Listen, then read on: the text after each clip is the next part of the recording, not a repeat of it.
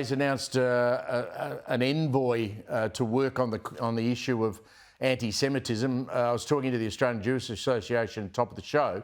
Neither of us could quite work out what this all means. It seems to me, Andrew, it's probably a diversion to get people to stop talking about Fatima Payman, with a story out today saying Young Labor support her. I mean, and they're now talking about, oh, well, we should change the idea that we can cross the floor. I mean, Anthony Albanese's got a huge problem on his hands here.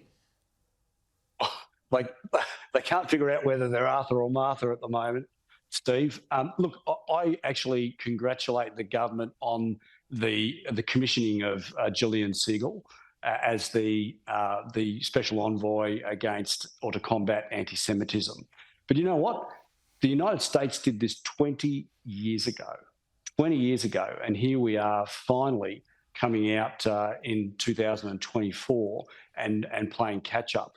The appalling state of anti-Semitism in this country, you know, from the couple of days after October 7 last year, October 9 on the Sydney Harbour, on the Sydney Opera House steps, and the anti-Semitism that has been demonstrated across the board since that date has been absolutely appalling.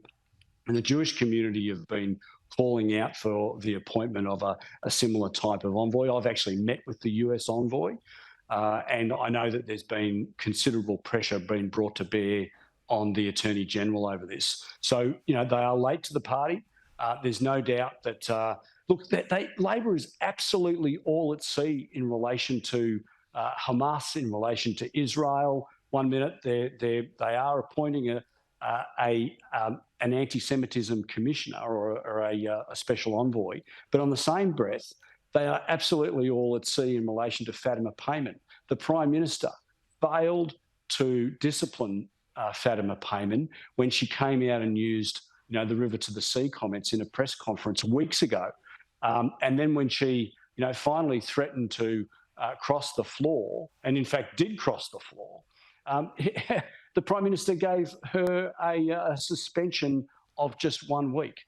And then when she finally came out and said that she would cross the floor and keep crossing the floor, he had to act. But, you know, this Prime Minister has been absolutely, utterly weak when it comes to supporting Israel, our only democratic ally in the Middle East.